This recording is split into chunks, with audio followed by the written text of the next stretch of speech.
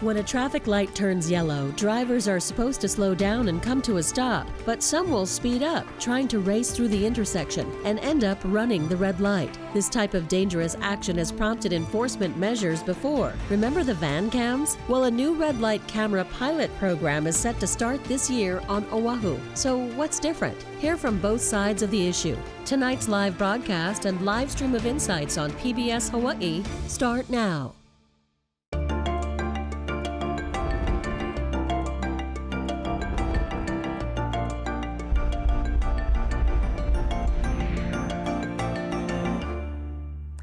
Aloha and welcome to Insights on PBS Hawaii. I'm Laura Yamada.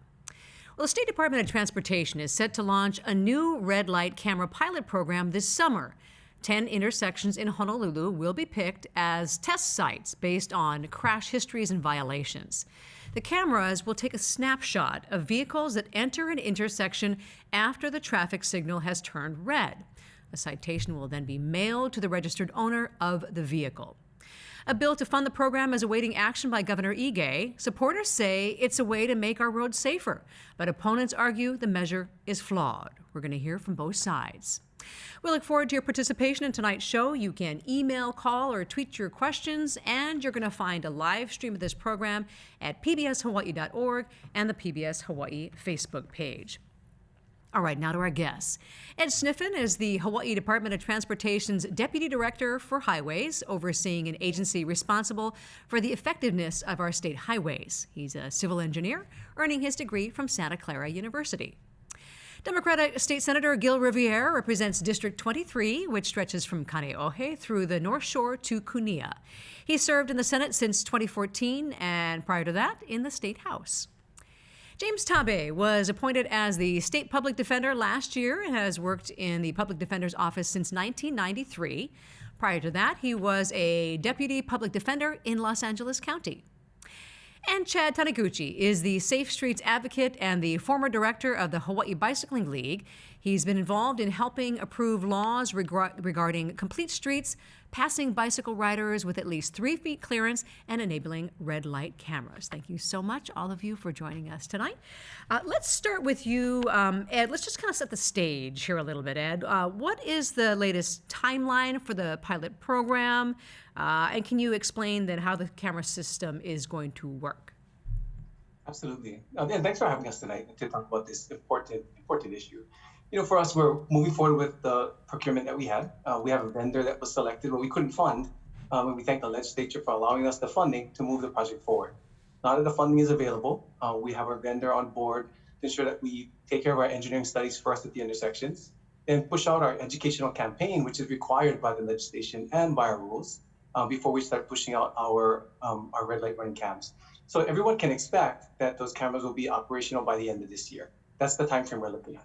Okay, I think we had said maybe summertime, so maybe a little bit later toward the later part of the year. And so give us sort of the nuts and bolts as how this camera system is going to work. So we're looking at 10 locations in the Honolulu district, and we tried to make sure that we centralized it in Honolulu Court District to ensure that we just got one location where everyone has to consider how we prosecute. We're looking at 14 intersections that we're starting off with. Our vendor is going to help us select down to 10 of them. And once we start rolling it out there, we'll set up cameras at each of the intersections. We'll have signs demarcating, letting everybody know that red light cameras are in those locations. As I said, we'll put out an educational campaign so everybody understands what's happening out there before it goes. In general, you will not get a citation if you enter the intersection before the light turns red. Once the light turns red, if you start entering the intersection at that time, a camera will take a picture of your car, of the license plate, to make sure that we can easily identify the vehicle. Any passengers inside the vehicle will be blurred because that's not necessary for the legislation or for prosecution. And we'll be sending a citation to the registered owner. Okay, all right, that's baseline. So let's turn to you, Senator Riviere. My understanding is you are against the red light cameras. Can you explain why? I'm opposed to it, and I voted against it at each of the steps along the way, the study, and then the approval, and then the funding, because I think it's going to be highly controversial and upsetting for many, many people. I would note that in 2012, there was approximately 533 municipalities with red light cameras around the country, 533. 6 years later, they were down to 418. So if 20% of the municipalities are pulling them out, I think you got to ask why. And I guess we'll get into that tonight. I have some real concerns. At this point, it's going forward, and I'm hoping that my comments will be hopefully constructive in making the system less punitive for some of the minor infractions. And that's kind of where I'm going to be focusing my comments tonight. Okay, yeah, we're definitely going to get into that. Let's just talk a little bit about the appropriation for the bill. A bill that would appropriate $2 million for the project. Governor Ige has that now, is that correct? Do you know if he's going to sign that, veto that? What's your sense at this point? My sense is he's leaning towards signing it. At this time, there's a significant amount of support for the bill. You can see it in all the legislative hearings that were had for the bill itself. There's a preponderance of the people who supported it who commented on the bill itself. So I think he's leaning towards signing it. Senator Riviere, your feeling same sense, or? Yeah, I expect this to go forward. I'm just hoping that it doesn't become this angry mob similar to the van cams from so many years ago. And I would compliment the people who supported these bills and they really tried to address in the final legislation some of the more onerous problems, the incentive to the contractor, for example, and I think they've done their best to make the program maybe less painful for everybody. But here's I guess the counter question is $2 million. Well, how much effort could $2 million buy with education and extra policing? Every year they have this click it and ticket program, right, where all this federal money rains down and they try to catch the 1 or 2% of the cars that aren't wearing seatbelts.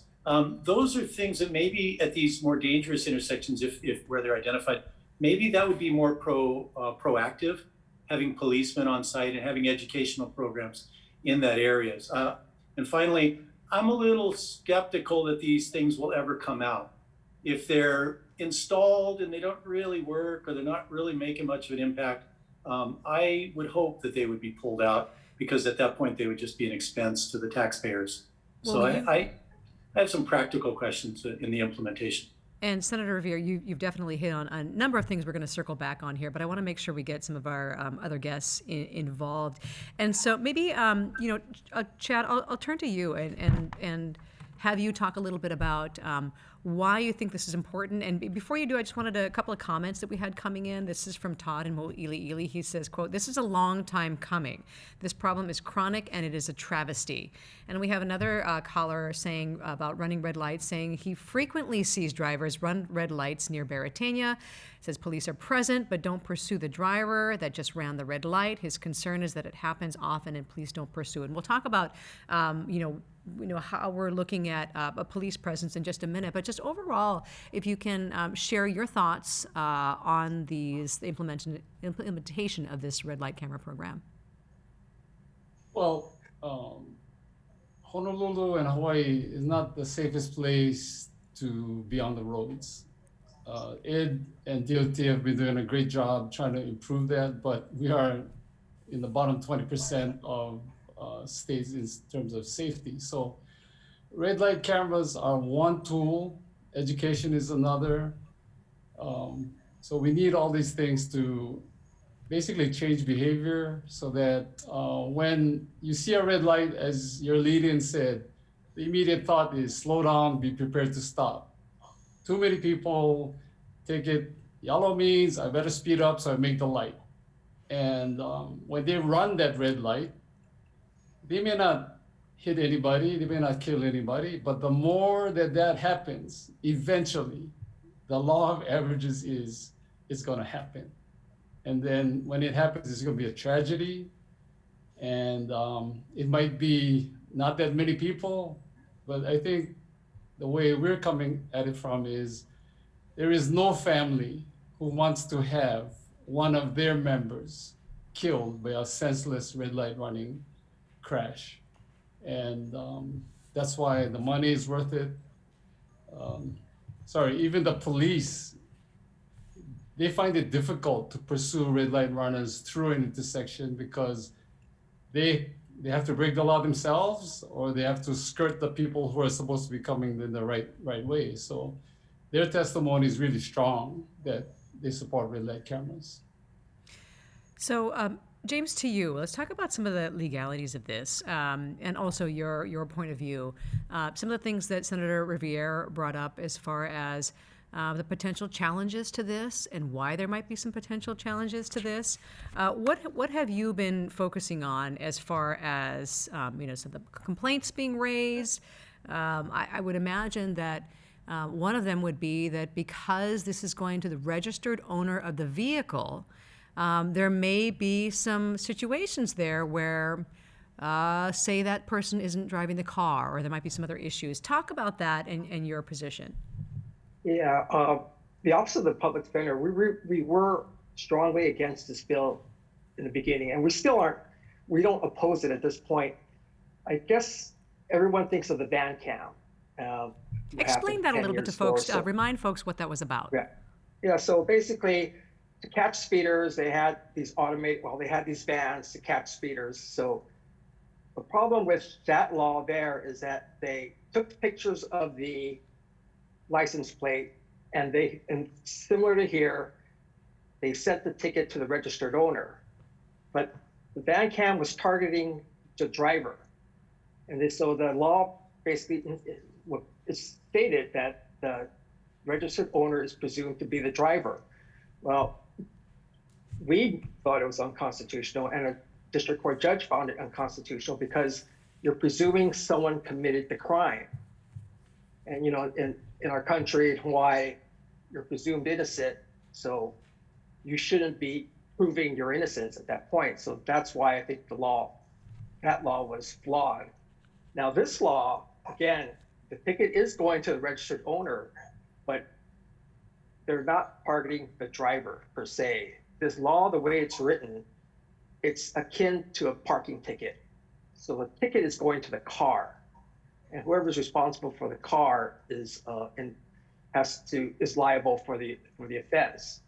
And to make sure it may pass constitutional muster is that insurance companies are not to use this to increase rates. Because I think other jurisdictions that do this have a point system. So if you run a red light, you get 2 points or 3 points. But on these camera violations, you get no points. Here, what we're trying to do, because we don't have a point system, we're trying to treat this as a parking ticket. So it doesn't matter who's driving the car. It's like, that's what, if you park a car illegally, if someone parks your car illegally, the owner is responsible. So this is the same way it's going to operate. So we think that the constitutional question may be resolved. I want to send this back to you, Senator Riviere. You talked about how there are a number of counties and cities out there who had this program in place and have dropped it for various reasons. What is your thought as to, or what is your understanding as to why some of these have dropped? Is it because of the legal challenges? Is it because the system was set up in a way that's different, where there were more potentially unconstitutional aspects? What's your understanding? To my understanding, some of them fell down on some of the constitutional issues where they were trying to target the driver, but they only had the car, and vice versa. Some of them was just sheer uproar, I think, of the community, saying that it's just too much. So, we get into, whenever we have reports and experts and studies, as I was preparing for tonight, I was trying to research and find out what's the data say? What do the data say? And it depends, it depends. They say, well, I think by all accounts probably reduces the T-bone collisions, which is a good thing. So that's a good thing. But in almost every study, it seems to indicate that there's more rear end collisions as people hit the brakes real hard. Now, one is more dangerous than the other, and then maybe things will adjust in time. But I don't know. I think the money grab, I think when all of a sudden a municipality, I think Chicago was making $200 million a year, or some ridiculous number, and please don't hold me to that, but there's some of the cities and municipalities are taking in a lot of money. So if it's all about safety and there's also this windfall of cash, then you begin to question, the motivations of it. So I can't speak to each of those, but I think it is factual that many municipalities have pulled them away. Laura, let me just add to that. I think instead of focusing on the 20% that pulled their program, I think we should focus on the 80% that found it successful. They found it successful to pull back the numbers of those T-bone crashes that the senator had brought up, pulled back not only those T-bone crashes, but also the fatalities of bicyclists and pedestrians, because I don't know if everybody understands that in those red light running accidents, 55 to 60% of the fatalities occur from the bicyclists or pedestrians or the other drivers. So it's those innocent bystanders that get caught up in all of this. And that's what this is all about. It's not about a money grab, because the funding that comes to this program in the legislation goes directly to the program. It just funds the program. Doesn't go to any other state agency, doesn't go to any county agency. It goes to fund this red light program. It's all about safety. For us, we're hoping we don't issue any citations on this, because that means everybody complied with the law. That's what this is about. The funding, to be clear, the funding goes into the special fund set up to manage this program. I've been around the legislature enough to see that when there's surplus funds, we often scoop them for other purposes. So I accept that it's meant to be safety, and I'm not challenging that. But if it turns out that it hasn't improved much safety at some of these intersections or all of them, and yet there's a lot of money coming in, I think that my suggestion is that should be part of the analysis as we go forward in years and when we review the system. Maybe some intersections deserve modifications or removal of the system. Maybe it's not doing what it's meant to do, or maybe it could be better deployed at another intersection. Those are the things that I hope will be part of the analysis going forward, not that it's in and it's never coming out no matter what. That's, I guess, the message I wanted to share. And quickly to your point, go ahead, Chad, you first. Well, there are many cities that have done really well with this. They've reduced their fatalities, injuries, crashes, and many of them have educated their population well so that there is no increase in rear-end crashes even in the beginning. If people are interested, I encourage you to check New York City red light camera report, and they have an excellent record of 28 years of using red light cameras throughout the city. And it's, we think of New York as fast, dangerous, and all that, but they're much safer than Hawaii actually on that level. And red light cameras are a big factor in that. Also visited Los Angeles, spoke to people in Colorado, 7 other places. And the ones that we spoke to were doing excellent. They say this is one of the best things for safety in their town. And people feel comfortable, people feel safe. Yeah, do you know if the surplus funds in the big cities, is that all rolled back into highway safety and maybe bicycle lanes, or is it all rolled in to, improve safety, or does the city and municipalities, do they sometimes take the money and go do other things? Because if it's all being rolled back in, that would be wonderful. Again, I'm challenging, but with all these comments, I'm challenging the system as it goes forward to let's parlay whatever funds are there.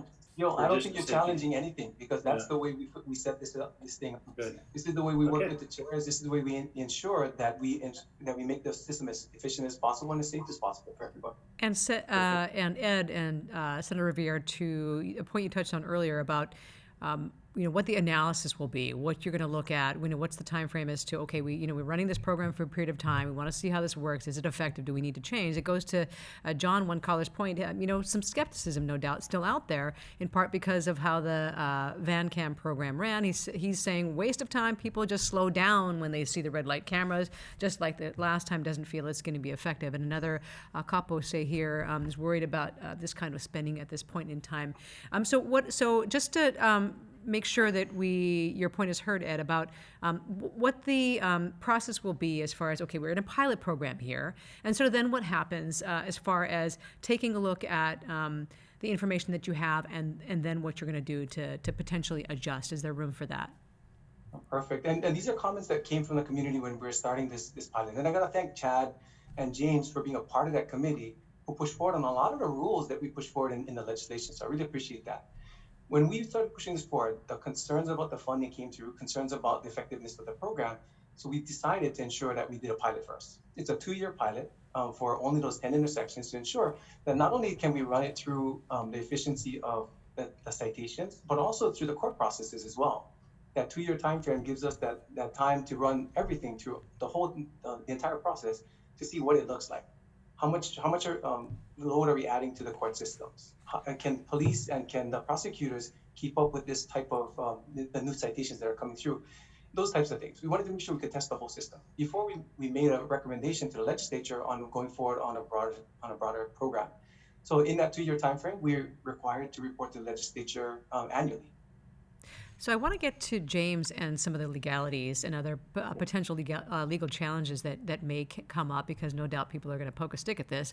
But quick question first, Ed, what is the cost of the citation? It's in statute, it's up to $200. So what do you mean by up to $200? I'm sorry? What do you mean by up to $200? So based on, what would the range be based on? In the statute, it reads that your first offense, and this is just whether it's from a red light camera or whether it's from an officer, your first offense is up to $200. And James, I think you know the statute's better than I, so if you don't mind. Yeah. Well, see, I would think that there's going to have to be a set amounts placed on the ticket, on the citation itself. But whatever citation amount that's set, you can always, just like all other tickets, you get parking, speeding, you can always make a statement, you write a statement to the judge or appear in court and explain to the judge, and the judge will have the discretion to actually even lower or say, okay, you were guilty, but you know what, your explanation was good enough. I'm not going to fine you at all. So up to $200, it may depend up to the judge, depending on your explanation of why you were caught doing what you're doing. You know, obviously it could be because you have to move out of the way, or some explanation that, especially the judge may look at your record as well and other matters. So now, James, I would imagine some of the challenges that would come up would be based on the time frame as to when an individual gets the ticket, because my understanding is that when the violation happens, it may be 2-3 weeks or so before whomever that car is registered to actually gets that citation in the mail.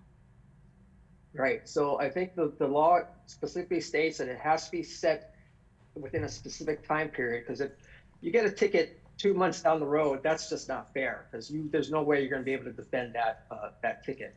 So the committee took that into consideration. So there's strict time deadlines for the officer to review the ticket, for the ticket to get sent out. And so hopefully those issues will be resolved. So hopefully the ticket will be received quickly. Any other concerns as far as potentially? I'm sorry. Go ahead, Chad. The time in the law says 10 calendar days from the time that the photo is taken. And the current fine for red light running is $97 for first offense. Any other, I just wanted to bring up this from Miles had asked this question from Oʻahu. He says, if it's a rental car, does the rental car company get fined, or is it able to go back to the driver? So just kind of looking at some of the potential variables that might come up. Yes. So the rental car will get fined, I believe, but the rental car has the ability to get the money from the driver, or from the person, not the driver, but whoever is on the contract, on the lease, on the rental agreement. Yeah, it's just like as James had talked about before, just like a parking ticket. If you rent a car, you get a parking ticket. Rental car company is responsible for it, but in the end, they can get it from you. So here's a question from Daniel in Kapahulu. He says, are there any examples of proof of these cameras causing accidents? Sorry, go ahead. Oh, no, go ahead. So in the jurisdictions that we worked with California, New York City, and Washington State, I believe was Chad, they have not found any evidence that these cameras caused any accidents. From their perspective, it acted more like a police car parked at the intersection. People were more compliant with the rules when they know when signs are up that a red light running camera system was operating. So let's get back to. I have a comment on that. Go ahead, Senator. I don't think the cameras cause accidents. I don't think that's probably the right way to say it. But I do think changed behavior. I'm pretty sure every study has indicated that in many or most cases, rear end collisions increase. So, you know, they're not. Some of the behavior changes, and like I said, you could have dueling studies and stats, but I don't think it's 100% in the direction of safety. I think there's some trade-offs when you install these things. No, it's not a trade-off. The rear ends that you're talking about are minor fender benders compared to somebody running the red light, hitting a pedestrian or a bicyclist or another vehicle. It's a totally different thing. And those increases in fender benders are what happens anytime you change an intersection. So if we the question was, does this system, by installing, is it going to create any other accidents? And what I'm responding to is, this is not unlike any other intersection improvement that we make. When we put in new stop signs or in areas, when we put in new traffic signals in areas, there's a higher uptick of these fender benders in those areas. It's not a red light running cam thing. It's a change thing. So the way we try to address this is to ensure that we put in the rules and statutes that an educational program must roll out 60 days prior to operating these cameras to make sure we minimize these. And what I'm worried about is not so much the accidents, but behavior here is, and I think you may have explained it to me earlier, but when you approach a red light and I have to make a right turn, I am so afraid to make the right turn. Even though I come to a full stop, I cross the line, I'm going into the intersection, I could see the ordinary citizen saying, I'm not taking that chance. So I'm just staying here until the light turns green and traffic will back up at that point. That's what I'm afraid of, some of these effects that's going to happen. Because that's what I had that same problem when I was in California. I had this red light. What do I do? You know, I know the camera's here. Do I turn right? So here's a comment from Anand. I want to get to some of these comments we're getting in. He says the reason there's so many red light runners is because drivers are too aggressive and are inconsiderate. And you know, it just goes to I think Senator Rear talking about just changing behavior, and that's something that maybe we'll see down the line. But just wanted to get back to what you had touched on. A couple of you touched on earlier about the police presence and how where that relationship has been and that discussion has been. John asking, why not hire HPD and have them sitting at the intersection? And also questions being raised about, what are we talking about as far as funding for additional officers? Should that have been something that had been looked at? Is it being looked at? Or how is that included in this discussion? And it was looked at. We looked at trying to add new officers to different areas. The fact is, there's a shortage already. It's very difficult for HPD to staff up for something like this. Very difficult for them to be at all of these intersections 24/7. And even if they're there, if somebody violates, I think Chad had brought it up earlier, they got to make the decision whether or not to chase that person through the intersection because it may cause more harm than good. That high-speed chase or a chase through a congested area may add more safety issues than they might stall with something like this. So putting in a camera system like this helps tremendously in ensuring that there's a 24/7 presence in this area so that we can change that behavior every time you come to that intersection. And hopefully it goes to the others as well. Sorry, James. No, I'm sorry. The red light committee, when we had this committee, it was also staff or members included the county police agencies, and they all agreed that it would just be cost prohibitive to put police officers at each intersection because that was suggested by several of us members. So let me get to some of these questions, great specific questions from some of our viewers. Raymond asking, how does the red light traffic camera program deal with drivers who are, quote, stuck at an intersection and finally get through when the light changes, but it may be red when the driver gets through? That includes drivers making, say, maybe a left turn at a busy intersection. And these were all talked about during the red light committee as well. So James and Chad, you guys should take these because you guys had great discussions on this to make sure we made accommodations for stuff like this. One of the things is that some people misunderstand that if you enter the intersection on yellow, you're safe already. So that even if you're stuck in the intersection on red, an officer is not going to ticket you and the camera is not going to ticket you. You legally entered the intersection at the right time. The fact that you got stuck because of some other congestion is not the cause for a ticket. So that's something really people should be comforted about, that it's not going to be a gotcha kind of thing. And then this particular pilot does not ticket left turns or right turns. It's just a straight through red light running. That's some good So- clarifications. Go ahead, James. Also, there's also another aspect to hopefully prevent those drivers from getting a ticket. It was important that each site or each photo is examined by the county police, or here in this pilot program, it's going to be HPD. As in one jurisdiction, I believe 58% of the tickets that were viewed by their police were topped out. Mhm. So hopefully, HPD will toss out all the tickets that are close and in situations, if for some reason that person was flagged, hopefully that ticket will get tossed out at that point. And again, remind Hey, me, Jim. the picture is being taken of the back license. Is that correct, not the front? Yes, and that figure that James mentioned, 58% being thrown out, that's in cities where they require a photo. And so the photo presents photo of the person's face. That presents a lot more problems because of the windshield in the way and so forth. Especially during COVID, people were wearing masks. But the rear license plate violation is much, much more efficient. You're gonna get maybe 5 to 10%, 15% at the most that are thrown out because of the camera being not clear or some other technical problem. So the fines are lower with rear license plate, like $97, as opposed to California, they go $550 Wow. because they get the face, but the rear license plate ones, pretty much you can go on the website when you get the ticket, you can see the photo, you can see the video, you can see the speed that you went through the intersection, and you'll see the red light on all the time. So it's a good system. Here's another question. Speaking of the license plate, another viewer asking, when the van cam program was in effect, I saw many drivers putting an obscuring cover over their license plate. So how does the red light cam law deal with drivers who might try to obscure their license plates? Is there anything that can help with that? So we're working with HPD on that one.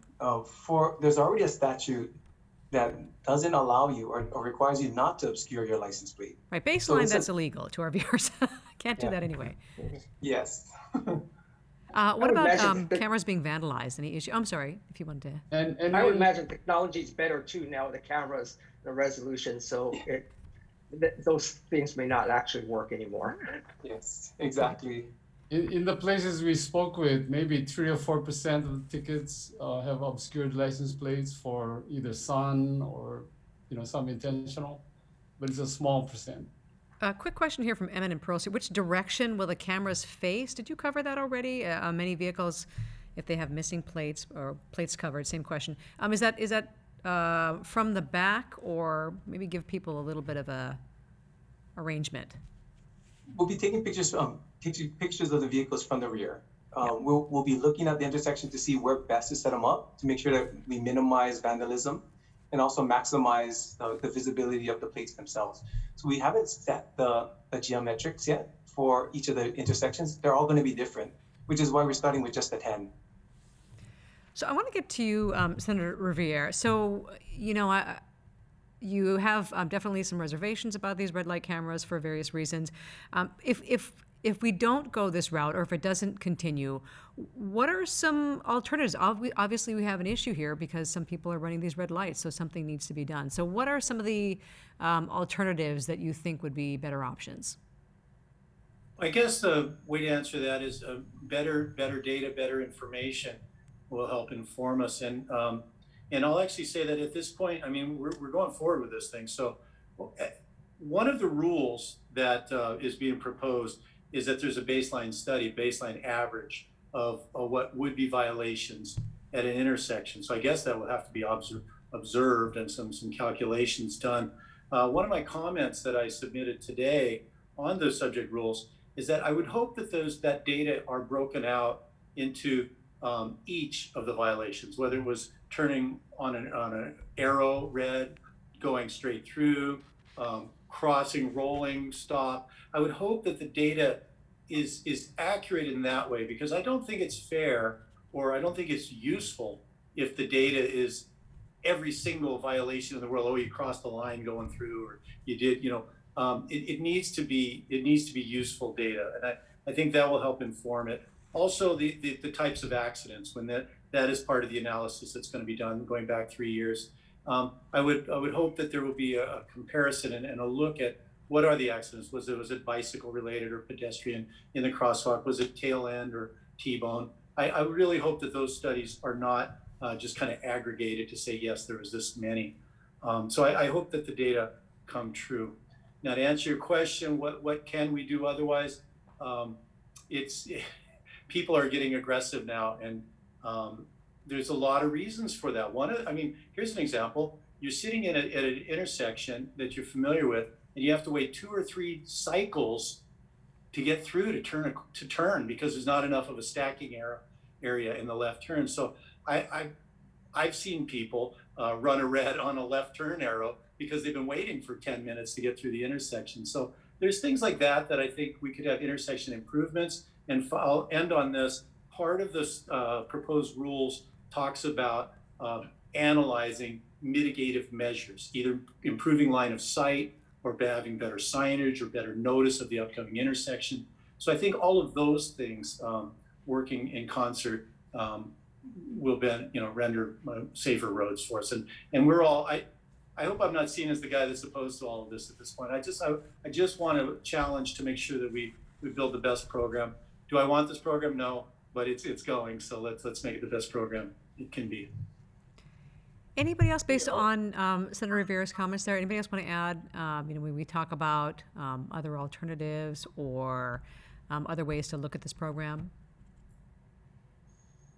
In general, what we found, because we've tried a lot of different things. We've tried education, we tried changing the infrastructure to ensure that we minimize poor behavior.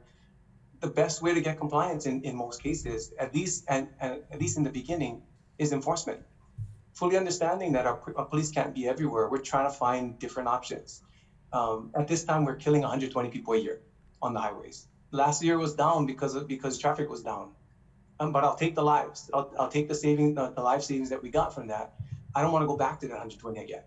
So we're trying to find these different options to make sure we can minimize. We're putting in raised pedestrian crosswalks all over the place to make sure we minimize speed and change behavior in those areas as well. Trying to do these different things, but what we're finding is the best way to make a change quickly is enforcement. So we're trying to see how we can use this model in selected locations where it makes the most sense to change behaviors for the better. That's what we're trying to do.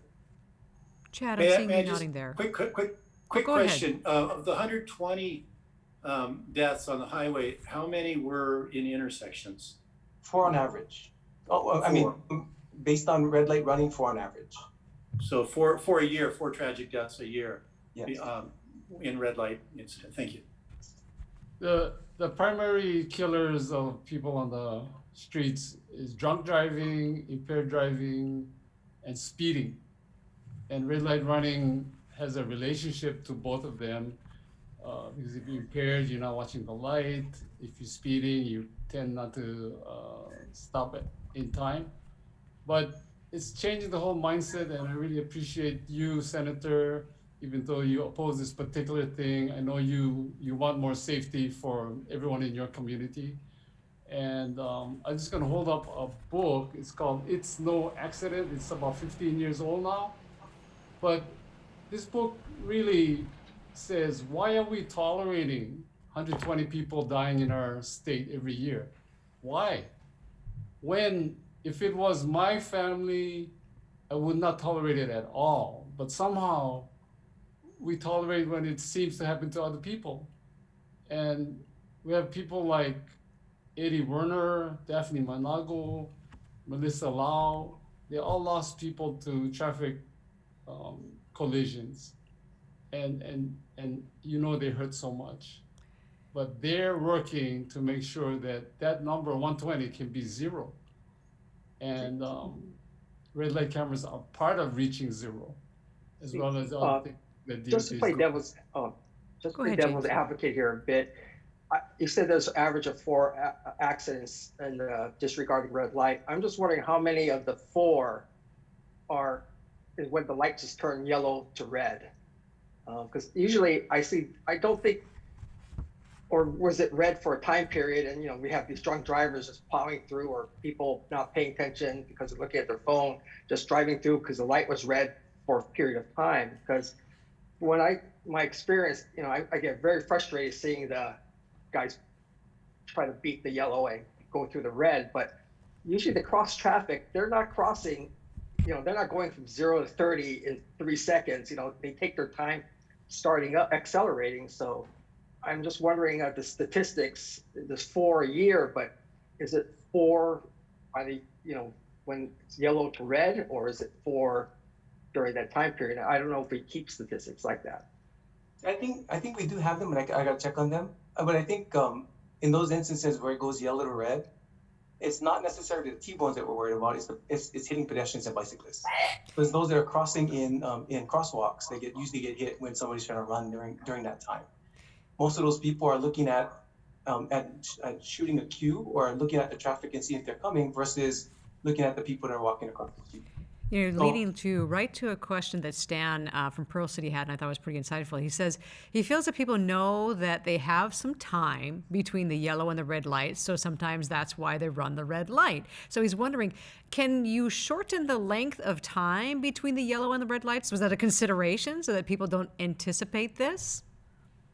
Yep. So yellow phase is one of the engineering studies that we do during all of these intersection improvement considerations. Before we put the red light running in, or anytime we see red light potential non-compliance, we start looking at the phasing of the traffic signals to make sure that we understand that we're giving everybody a sweet spot, a time to slow down if you have to, that time to clear the intersection if you can, but making sure that everybody stays safe there. We can't always balance it correctly when people start being aggressive in those areas.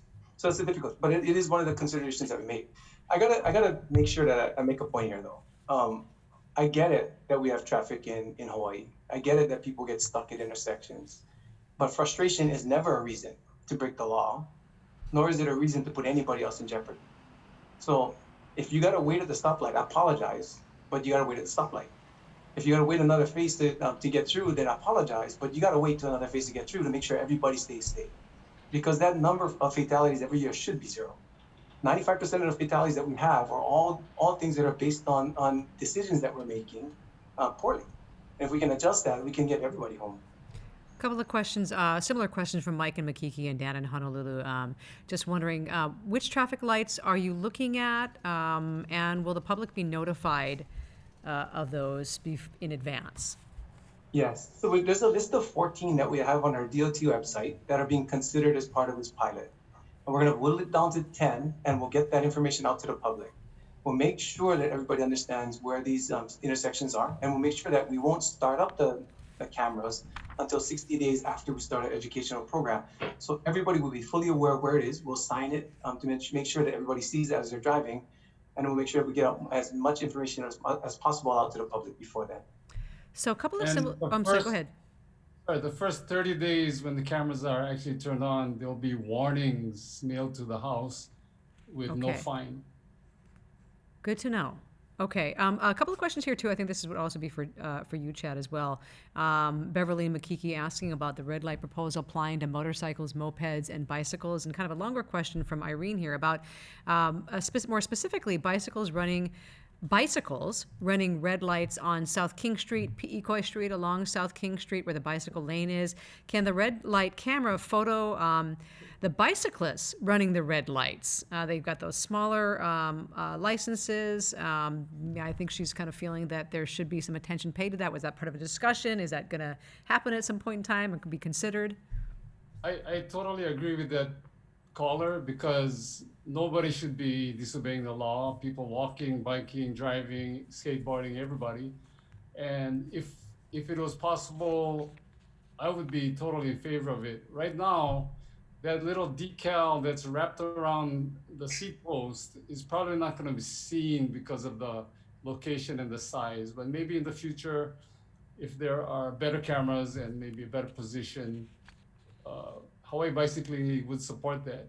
We actually have asked HPD to go enforce against cyclists who violate the law.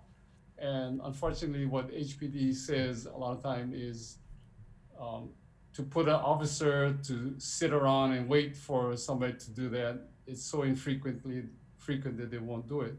But surely they could do a public awareness campaign where they say, for this week, we're going to be sitting right at this intersection where we know you guys keep cheating, and sit there and do it, a la click it and ticket. They could do a high publicity thing to nail bike riders who are violating that. And I think that's clearly doable. They don't want to do it, but I think it could be. We would support that. Unfortunately, when HPD has used their grant money to do bicycle citations, they've done it for failure to have valid registration and stuff like that, because it's easier. But I agree with you, Senator. We got to teach everybody, because the cyclist is a danger to themselves as well as to the driver who's going to avoid them. If the cyclist does something wrong. Totally agree. And James, I want to ask you, do you see some additional legal challenges, James, when we start getting into two-wheeled vehicles, whether they're, something with a motor, such as a motorcycle, or if we're talking about a bicycle? They should, well, all the motorized vehicles, I believe, have license plates, so that shouldn't be a problem. Mm-hmm. We can't catch everybody. I guess this is why we have the 2-year project. We're not going to catch the bicyclists, and we're definitely not going to catch those that decide to take their plates off. So I mean, we're not going to catch. It's not a perfect law, but like I guess Ed and Chad is saying, the goal is to change behavior, and so enough people's behavior gets changed, maybe people stop running the yellow red lights. And here's a comment in support from Rosemarie in Chinatown saying, they've been using this type of technology in Europe since 1985. What's the big deal? So she's all for moving ahead on that. So let me get to this question here from Grace. She's asking, do we have a commitment to 2 years to this program, considering how funds are limited at this time? A lot of people concerned, of course, as to more so than ever with everything that's happened with the pandemic. So do we have a commitment to 2 years to this program, considering how funds are limited at this time? Is there a clause that allows the vendor program to stop? Also, what is the time frame for paying the ticket? I guess that's a little bit of a separate question, but she's asking if the owner is traveling, for example. But so we got two kind of questions here. I think the first one is on the time frame, if that's set, or if there's anything that would change that time frame of 2 years. I would say that there's always adjustments that can be made in that time frame. But that being said, that 2-year time frame was chosen to make sure that we could get through the whole cycle. So that 2 years to us is appropriate for us to consider to make sure that we understand whether or not this program is viable to move forward. So for us at DOT, we're committed to the 2 years. We want to make sure that we run this for a 2-year time frame, and make sure we can see how we can run it as efficient as possible. And maybe to James, to you really quickly about her second question here about the time frame. Say, for example, if somebody is maybe they're in another country, maybe they're traveling for a longer period of time, and they just simply are not going to get that ticket within that time frame that they need to pay it. Are there some avenues that they can take here to help themselves? Yes, there are mechanisms in the district court where if you miss the deadline, you can get leniency from the judge. If you explain that in your letter and whatnot, it happens with parking tickets all the time. Because a lot of people don't even get, one of the main excuses, I never got the ticket on my car, or something, blew away or something. So they find out when they register their car, have to register their car every year. So that's when it could get resolved. You got to go to, it may be more of a hassle at that point, but you can go to court and you can get it resolved, and you should get it resolved, because if you don't pay it, you won't be able to register your car, and the ticket may go to collections, and you want to set aside the default judgment, and you don't want to ruin your credit rating of that nature. So, but there are mechanisms district court has to, if you miss the deadline, especially, and you have a good reason. Okay. Here's a question from Valerie that came in. It's a little bit of a hot button question, but it's fair. She says, "Are the intersections predominantly in the downtown and Kalihi areas?" And she's wondering, does this target the economically disadvantaged people more? I don't think so. So we focused it in one district to make sure that we could run the pilot through one court district. That was the reason. It wasn't because we wanted to target downtown. Wasn't because we wanted to stay away from other areas. This was the best opportunity for us, given the intersections we had, the volumes that we had, and the history of accidents or violations that we had. That's why we focused it here. This program doesn't disproportionately focus on anybody. It focuses on people who run red lights. That's it. So let's talk about the possible expansion of this program. We got a few minutes left. What's the situation as far? Will this only be on Oahu? Will this potentially be rolling out on the neighbor islands? So the way the bill is written, it's a 2-year pilot before legislature allows us to move forward with a red light running program in any county. The request that we have is that the state or counties can move forward on a red light program in any of the districts after this is done, after this pilot is done, and if we can prove that it's an effective program. So this could potentially be rolled out statewide if it's effective. All right, so we only have a few minutes left, and I just really want to make sure I get to all of you because now let me just actually check on this really quick. Was there a public hearing today? Is that right? Is that correct, Ed? Or was that? Talk about that a little bit. Will there be more public hearings in the future? So there was a hearing today to talk about the rules which we're pushing forward to run this red light program. It was from 9 a.m. to 11 a.m. today. The comment period extended to today for anybody writing in, sending in comments in writing. But during the hearing, there was 20 minutes where people had gotten the wrong link somehow. They had came in with a link that linked them back to a hearing that we had last week.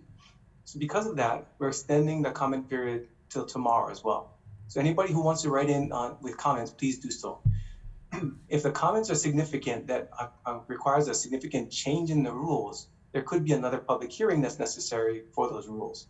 But based on the comments we had so far, we don't see anything that adjusts the rules that we had proposed significantly. That being said, we wouldn't have another public hearing for this, not for the rules portion per se. All right, so I want to do a little bit of round robin here with the last few minutes that we have. Maybe we'll start with you, James. As far as, okay, here we are now. We've had this discussion and explained a lot of things as far as how this is going to move forward, what people need to think about. As from this point on, as we continue forward, what do you want to make sure, what is most forefront on your mind, and what do you want to make sure continues to be part of this discussion and as we move forward? Yeah, the most important aspect of this is that we target the car, not the driver, which was my main concern. And my second concern was that these citations have to be reviewed by a police officer. And hopefully, because of that, hopefully the public could be assured that only those that get mailed out are true violations. And you could always go to the court, if you feel like you received the ticket wrong, you could always write to because just like any other ticket, you could write and explain yourself, or you could, even if you were wrong, you could ask for mitigating circumstances where the fines can actually get reduced or the ticket actually get dismissed. So just because you get a ticket in the mail doesn't mean you're just guilty and you just have to pay the fine. And Chad, to you, as we move forward, main thing to keep forefront in our minds and for people to understand? AAA is a car owner club or organization. It's also an insurer of people who drive. And they're fully in support of red light running programs that are designed with best practices in mind. So to me, the committee and the legislature incorporated the best practices for the last 30 years in red light running in the United States. Right. So go check out those resources on the web with AAA or New York City, and I think you're going to find that this is one of the best practice laws that we have enacted in Hawaii. Senator Riviere, about 20 seconds to you, and then to you, Ed. So one quick comment: if the yellow light is adjusted I would trust that there's going to be a public awareness so that people can adjust to the yellow light being either shorter or longer, because it would be terribly unfair to get a ticket because suddenly that yellow light that you've driven through for 20 years is shorter. So comment on that. And as far as the money, the funds that are going to be generated by this, because we'd be foolish to deny that it's going to make money. And I'm going to advocate to keep rolling it back into road safety. And very quickly to you, Ed. Bottom line, we want 0 deaths on the highway. We're going to make sure that this program is successful if it can be. But the biggest success is going to be we issue no tickets to anyone because the nature changes. Thank you. And mahalo to you for joining us tonight. We thank our guests, Deputy Director of Highways Ed Sniffen, State Senator Gil Riviere, Public Defender James Tabe, and Hawaii Bicycling League's Safe Streets Advocate Chad Taniguchi. Thank you so much, all of you, for a great discussion. All right, next week on Insights, the state has a bold goal of transitioning to 100% renewable energy by the year 2045. We're going to get a progress report and find out what obstacles are still in the way. Please join us then. I'm Laurie Amato for Insights on PBS Hawaii. Oʻahu iho.